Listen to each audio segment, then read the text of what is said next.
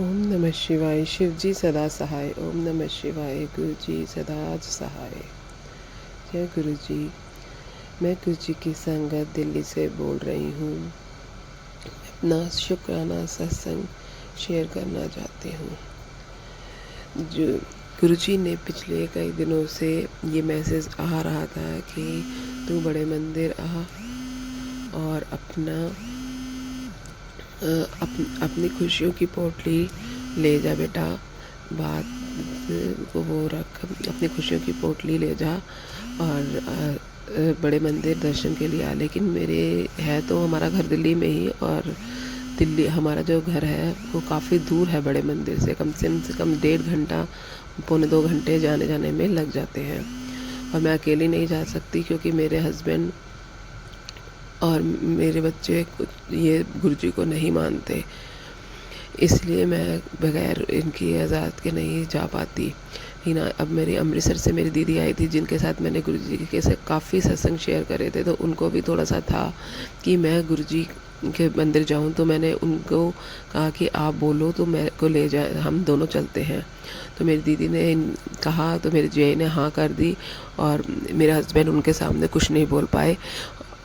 तो हम दोनों कल बड़े मंदिर होकर आए और हमने बड़े मंदिर के दर्शन किए, लंगर प्रसाद किया, चाय प्रसाद किया, जल प्रसाद पिया। और मेरी फ्रेंड जो थी उसने मुझे कहा था कि एक जल प्रसाद की बोतल मेरे लिए भी ले आई हो, लेकिन मैंने जब वहाँ पर मांगा तो उन्होंने मुझे बिल्कुल मना कर दिया कि ऐसे तो सब घर पे ही मंगा लेंगे, तो यहाँ कौन आएगा। तो फिर मेरी सिस्टर हम मंदिर में अंदर बैठ नहीं पाए थे, तो मेरी सिस्टर का दिल था कि हाँ अभी एक बार चल बैठते तो हैं, थोड़ी देर बैठते तो हैं।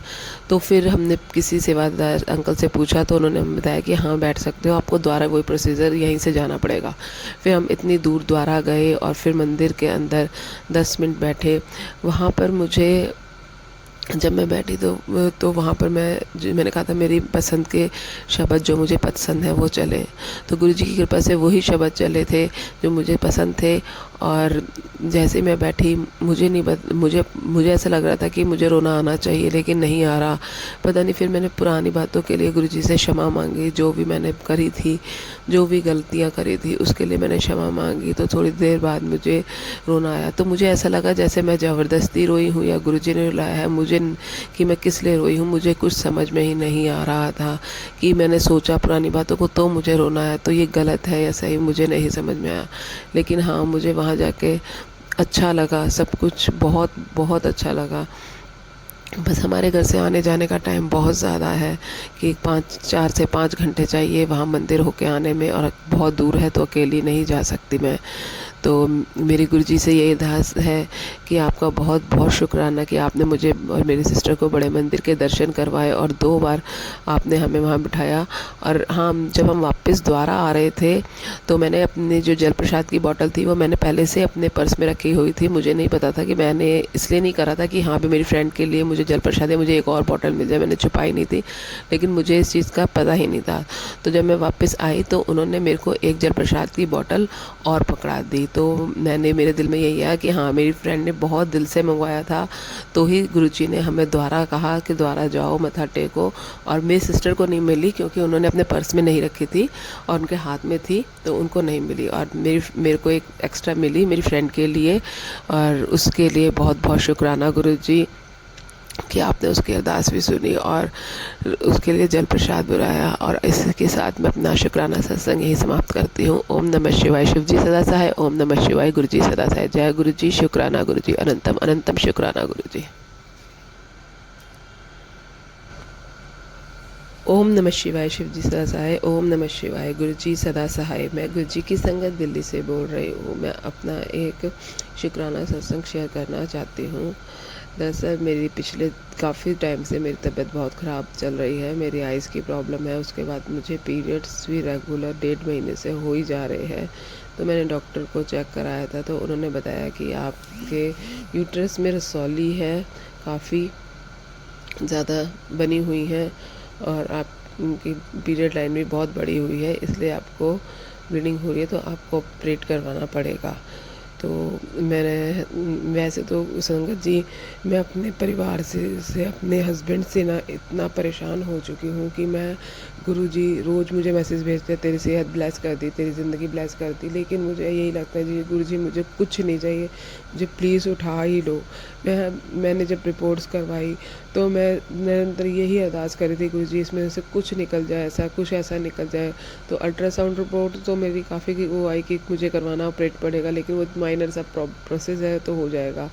और दूसरी मैंने जो बाकी सारी रिपोर्ट लगाई हार्ट बीपी वे सब की, तो मुझे ये था कि कुछ मेजर प्रॉब्लम निकले जिससे मेरे हस्बैंड को मेरा एहसास हो कि मेरे को खोने का एहसास हो, तो शायद वो मेरे से प्यार करे, मेरे साथ बात करे।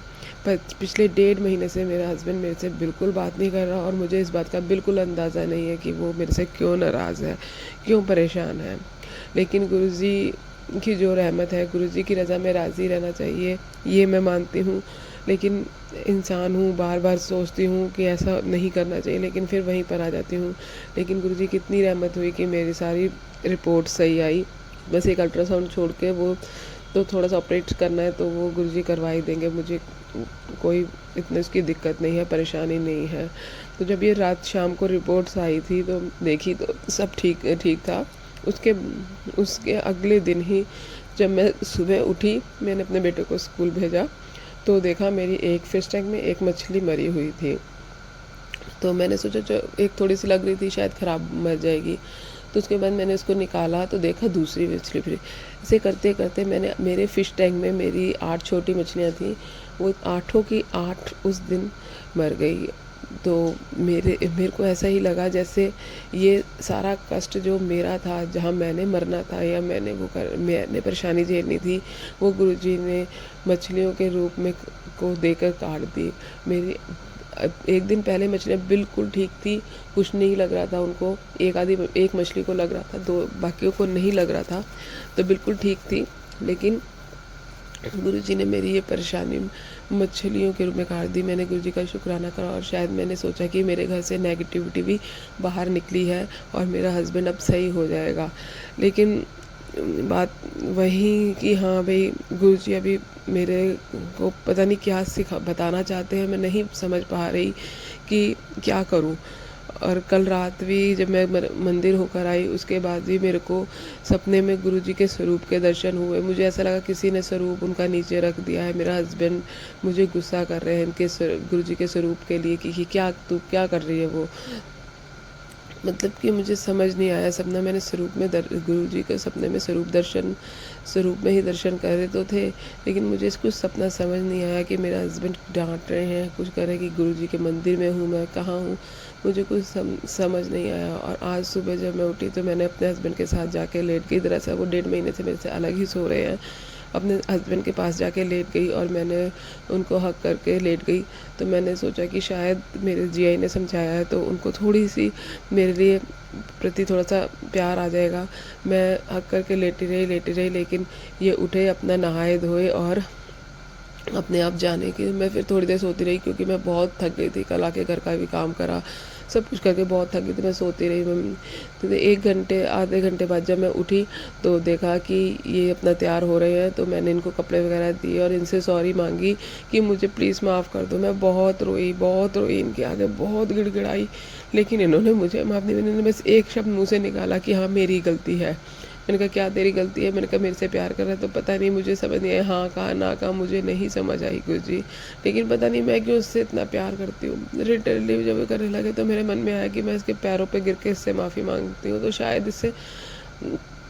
इससे मेरे प्यार का एहसास हो, क्योंकि इस टाइम सारे सोए हुए थे बच्चे दोनों।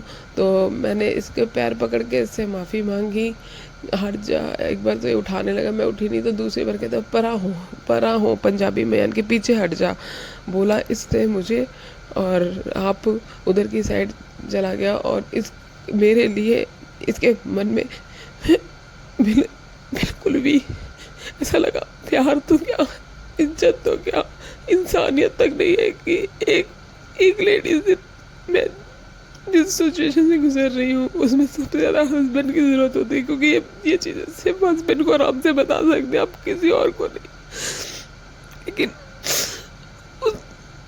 मेरे हस्बैंड के दिल में बिल्कुल दया नहीं है मेरे लिए। बिल्कुल मेरे को ऐसा लगा प्यार नहीं है। गुरु जी का मैसेज पढ़ा कि तू दबती है तो और दबाता है वो। अपने अपने आप फैसला कर अपना। मैं तेरे साथ हूँ लेकिन मुझे नहीं समझ आ रहा गुरु जी कि मैं क्या फैसला करूँ। नहीं रह पा रही इसके बगैर। ये तो आप मुझे इतनी शक्ति दे दो कि मैं घर में रहकर भी इसके बगैर रह पाऊँ। बस गुरु जी इतनी प्रार्थना है। मुझे हिम्मत दो। आप जो कर रहे हो, जो आप मेरे कर्म घटा रहे हो, मैं हंस के काट सकूं, घर में शांति रख सकूं। बस इसी के साथ मैं अपना शुक्राना सके समाप्त करती हूँ। जय गुरु जी। शुक्राना गुरु जी। और अगले सत्संग की तैयारी करती हूँ। ओम नमः शिवाय। शिव जी सदा साई। ओम नमः शिवाय। गुरु जी सदा साई। जय गुरु जी। शुक्राना गुरु जी।